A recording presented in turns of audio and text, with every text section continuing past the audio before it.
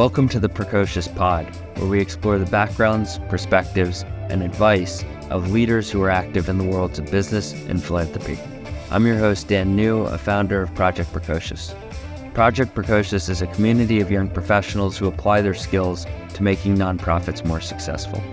The organization was founded in 2020 and has supported 6 nonprofits to date in activities such as establishing junior boards, setting up and leading board committees, and assisting organizations in software selection and integration. Today's episode of the Precocious Pod features Jimmy Cannon, who has held roles at companies such as Capital One, the Boston Consulting Group, and JP Morgan, in addition to being on the board of Part of the Solution in the Bronx. Part of the Solution is a nonprofit that fights poverty and hunger in the Bronx through operating a soup kitchen, a food pantry, and offering an array of additional services such as pro bono medical and dental services and showers. Jimmy and I met during my time as a junior board member of Part of the Solution, and I found him to be generous with applying his skills to enhancing the organization in ways such as fundraising and many others. Now, let's get this party started. Here's my conversation with Jimmy Cannon. Jimmy, absolute pleasure to have you on today. Thank you for joining us. My pleasure. Good to see you again. Great to see you as well. So I'd like to start off with understanding your background a bit. Sure. So you grew up in Westchester County to parents who were active in academia. Your father was a physics professor, and you had a mother who was a public servant. She was a child advocate lawyer. What core values did you develop through this upbringing? There were a lot. There were 3 that I would say kind of most come to mind. I was the 4th of 5 kids, or am the 4th of 5 kids, so it was always a busy and active house. But the 3 things that I think were most important were we were all raised Catholic. It was not only important to go to Mass and get all the sacraments, but to really try to internalize the principles of the Catholic Church in terms of how you serve other people, how you serve the community, and try to live a good and productive and purposeful life. Education was also kind of a given in our house. I'm the grandson of 4 immigrants from Ireland, and both my mom and dad and their siblings kind of very much viewed and used education as a way to improve their lives and provide opportunities to all my siblings and myself. And then I would say the last one was the importance of hard work. We all got jobs relatively young in high school, and there was an expectation that as you would do things to help support yourself and others as soon as you were able to. And I think those core values and traits have kind of been really important and foundation for all of my life, and now for my wife and I as we have our own children. Very nice. You spoke about education. You ended up attending Dartmouth, where you focused on mathematics. What motivated your decision to study this topic, and what takeaways from that field did you derive that you advise more people recognize? Yeah, so math was a combination of a few things. One, I just felt like I always had a bit of an innate ability towards it. It was something that kind of came more naturally to me than some other subjects in school. But as I did more of it, and particularly as I got exposed to more kind of higher level math classes at Dartmouth, one of the things I really liked and appreciated about it was there's actually, believe it or not, a fair amount of creativity and kind of the need for fluid thinking as you get into kind of higher level math. And I really enjoyed the challenge of that kind of problem solving. And for good or bad, one of the other things about math that I always found is, like, when you're working on something that's complex and can take a long time to figure out, you kind of have a eureka moment when you actually get it, which is wonderful. Of course, the opposite is true as well, is you don't always have that eureka moment and you realize that you haven't gotten it. But I think it was a combination of innate interest and maybe a little bit more ability in that field than others. But then I would also say, in terms of helping to structure thinking and problem solving, it's something that I think has been really helpful for me throughout my life.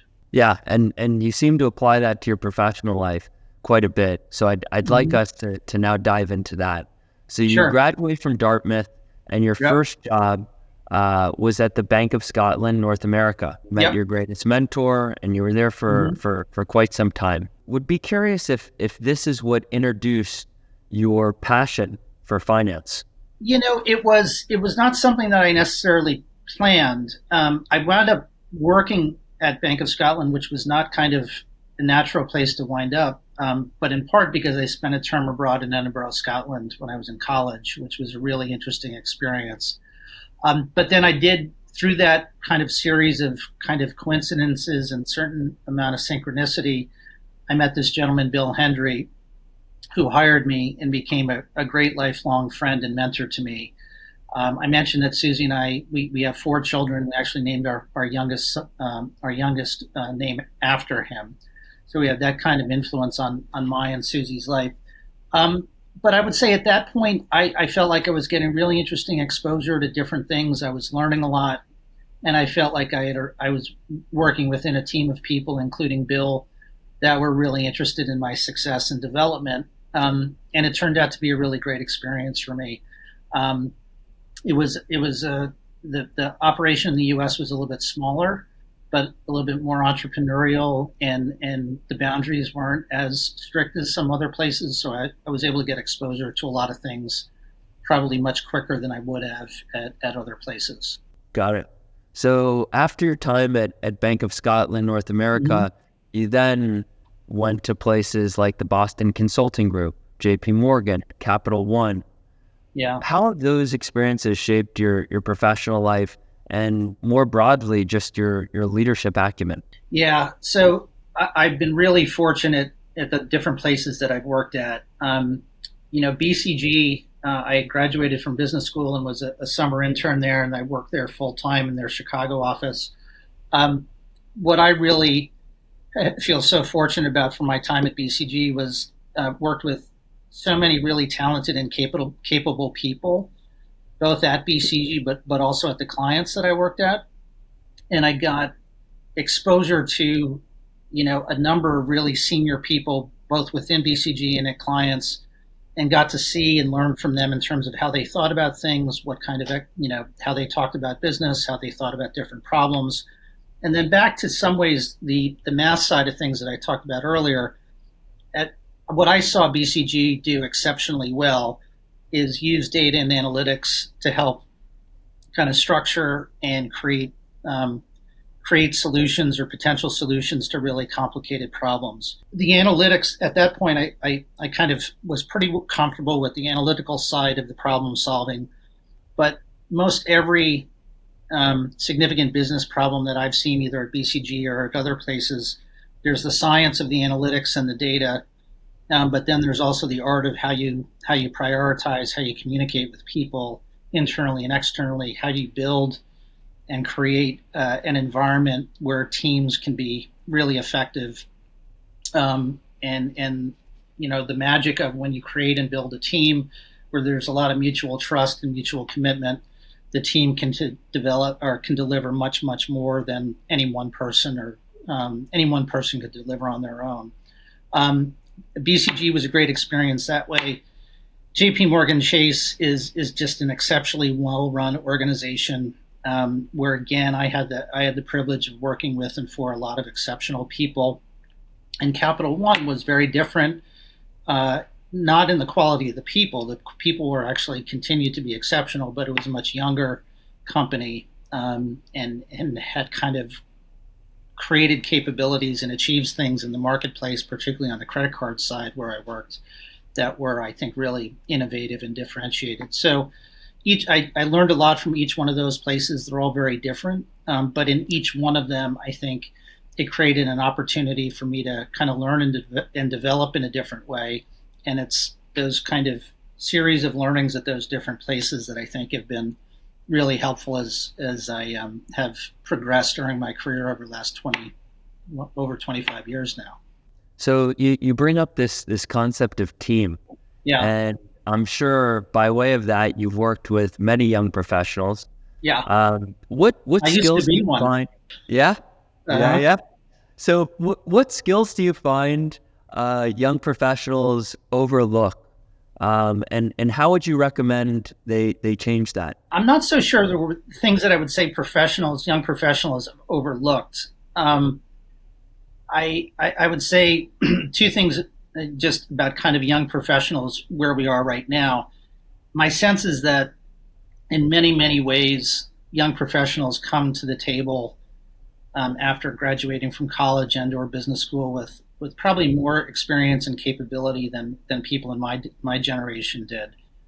But I wouldn't underestimate the impact of the pandemic on people that have had either early parts of their career or their education impacted by the disruption and frankly the isolation of the pandemic.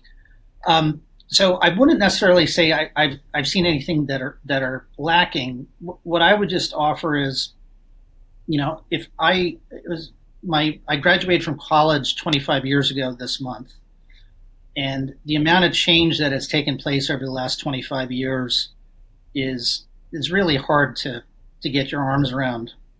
Just how different, and most of it, not all of it, but most of it has been driven by technology changes. Something like we're doing right now was, incomprehensible 25 years ago that we could communicate this way and then put a podcast out on a platform like YouTube or Spotify or something like that.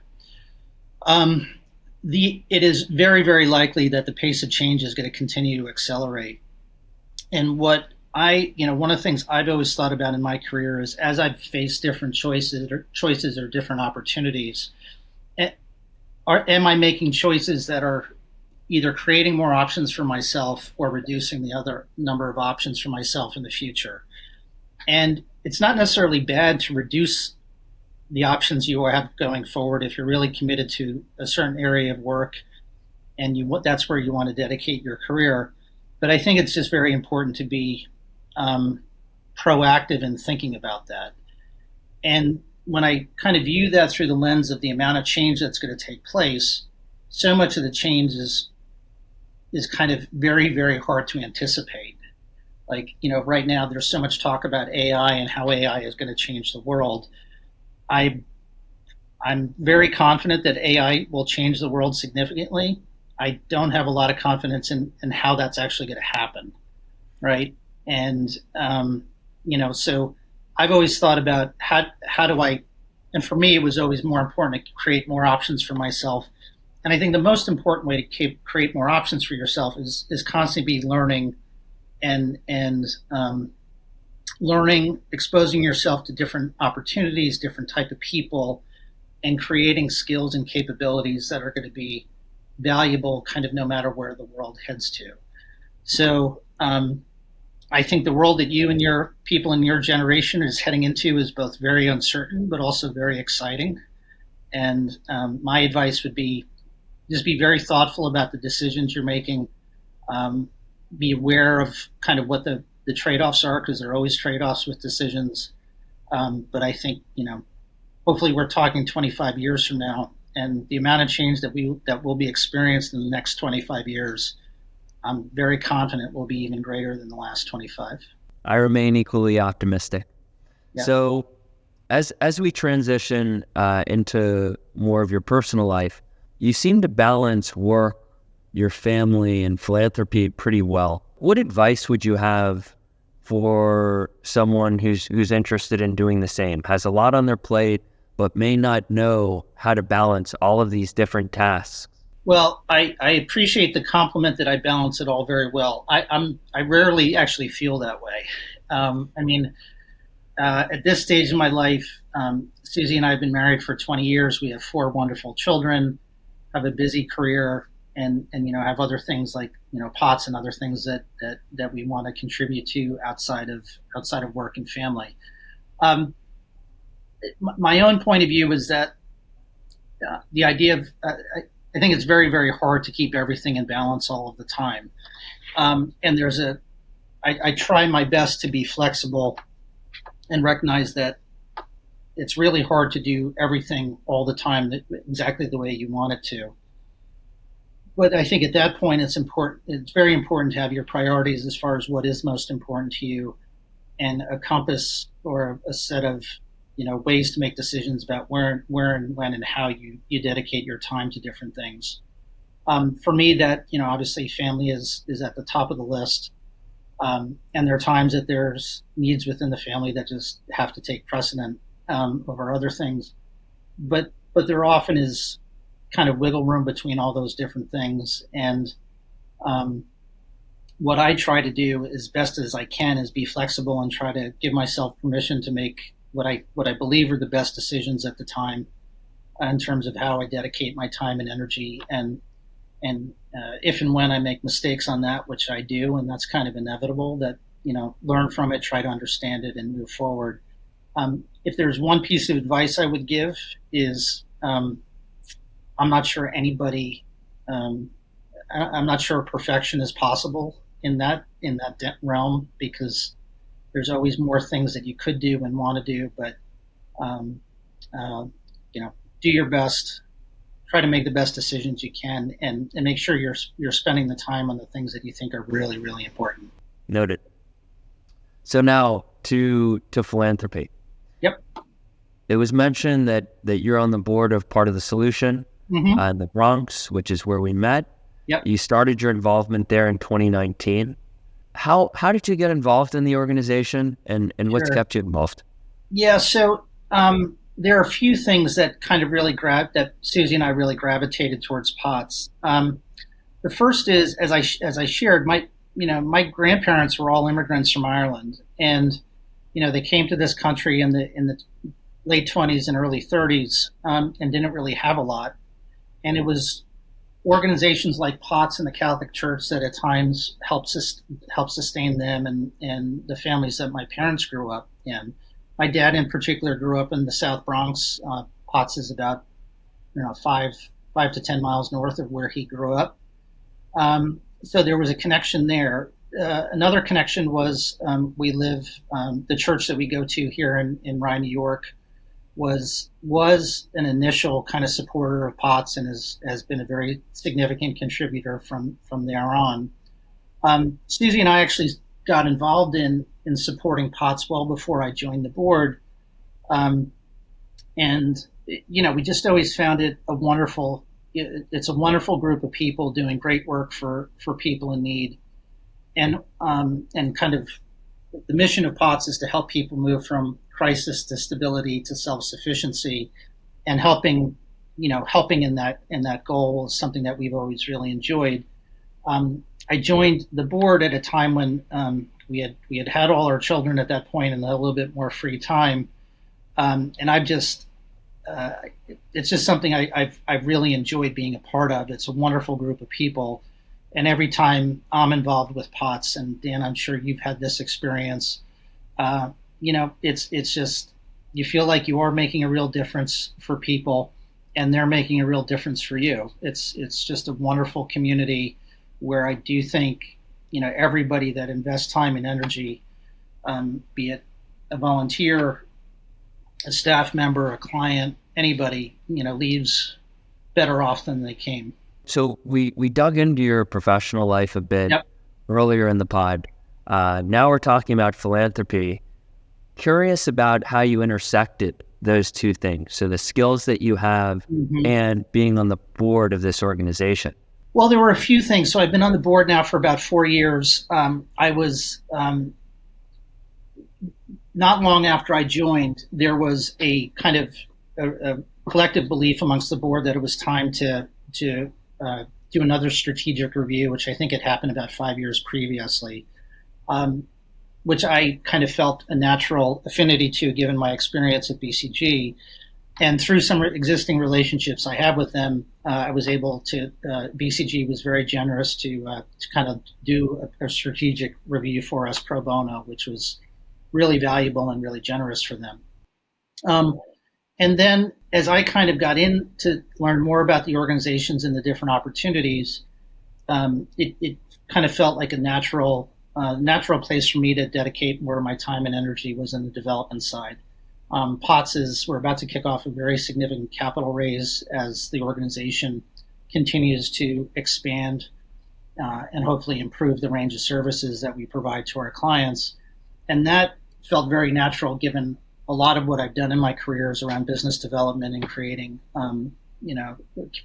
working with different external parties and partners and customers to work together to achieve things. And in some ways, those are kind of very similar skills to what we're trying to do on the development side. So there's that extension of skills, but then I think, selfishly, it's just something that I feel enormous amount of gratitude and satisfaction of being part of an organization that helps so many people. It's wonderful. Through part of the solution, you got exposure to the junior board group of 12 really esteemed individuals who are also serving part of the solution. And it seems like they found their fit when it comes to philanthropy. Yeah. Now, there are likely plenty of young professionals out there who still haven't. So how would you recommend that a young professional determine what cause they should dedicate their time to? Yeah. Well, there are two thoughts that come to mind. One is, as I look back on my life I mentioned Bill earlier as a mentor. I've had many others that I've been very, very lucky to have so many people that I've learned from and have gone out of their way to help me. I think one of the things that we sometimes underestimate is how big an impact any one of us can have on somebody else's life. So the first piece of advice I would give, and sometimes the hardest thing to do is to start, right? Is to actually raise your hand and say, I want to help here. What can I do to help? That would be one thing. Is I would encourage people that if you're kind of have an itch or an inkling to do something philanthropically, push yourself a little bit to start and just see where you can start. And by the way, getting involved, there's many, many different ways you can get involved. You can dedicate, you can donate your time, you can donate your experience, you can donate money, which is good, but you don't have to. I mean, almost all of these organizations rely on volunteers and people that are willing to dedicate their time as essential to running them. Dan, at POTS, we operate every day. We need 15 to 20 volunteers to provide the services that we provide on a daily basis to our clients, in addition to all the staff that we have. So that would be the first thing. And the second thing I would just say is, find something that you're passionate about, whether it's, educating kids, whether it's helping people in financial literacy, whether it's helping them with food security, legal services. There is, unfortunately, a seemingly endless amount of need out there. We talk at POTS that our goal is to put ourselves out of business. We would love to achieve that goal, but unfortunately, we don't think that's close. So that's why we're investing in other ways that we can help our clients. But I would say push yourself to get started. Think about where you think you can be most valuable because you're most passionate, and then most people, not everybody, but I think most people, once they kind of see the impact that they can have on other people's lives, it kind of will just become a self-fulfilling cycle. Great. We have a segment called Questions from the Crowd. This is meant to be a bit of a quick fire round, so let's contain answers to about 30 seconds or so. But these are questions from people who you're actually familiar with. So the first question is from Angela of the Part of the Solutions team. And she was curious about this. How did you first get involved in charitable causes? When I was in Chicago and Susie and I were dating, there were a few things that we did out there. But really, POTS was the first one that we went deep on. And the first few times that we did things, aside from kind of donating and being involved in some fundraising things, was going down to the Bronx on Christmas morning, Thanksgiving morning, and helping to prepare meals for people that were coming by to get them on those days. And it was, as I said before, these things become self-fulfilling prophecies. We've been doing that for years now with our children. And that's kind of the first domino that fell with POTS. So our second question is from junior board member at Part of the Solution, Charles Tricome. And he was curious about what advice you have to achieve compromise amongst a group of individuals who have diverging views. So it's the $1 million question of how you kind of work with teams. Here's what I would say is I've been fortunate to be part of a lot of teams that I thought were really, really effective. My own personal belief and advice would be that teams perform at their best when there is a sense of mutual respect and trust and a common set of goals and kind of common set of purpose is probably the best way to put it. And within those teams, and particularly as I've gotten older, I think it's almost more important that people feel heard and respected and have the opportunity to share their opinions kind of honestly and openly in an environment that where those thoughts are going to be considered and treated respectfully. And then once you're kind of there, I think some of the potential tension that gets involved in decision making doesn't go away, but it potentially gets diffused. Now, my life it's been a combination of working within teams that are business focused, and from a business perspective, there's a point at which, I think a leader needs to make a decision, and often, they're part of the difficulty of that is not everybody's going to be happy with it. But I think it's necessary in that environment. In the philanthropic world, I think it's a little bit of a different sense. Those decisions still need to be made, but I think it's really important. And by the way, the best performing teams, I think, always have very, very different set of experiences and points of view. And that to me is actually a source of strength, not a source of weakness.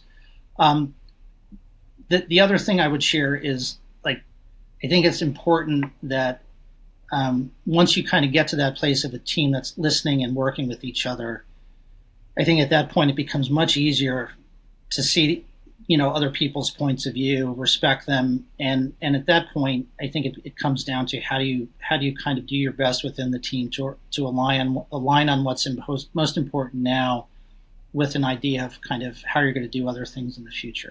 So that's. Hopefully that's a helpful answer, but I also think it's probably the most important and most difficult part of a leader is how do you manage through that.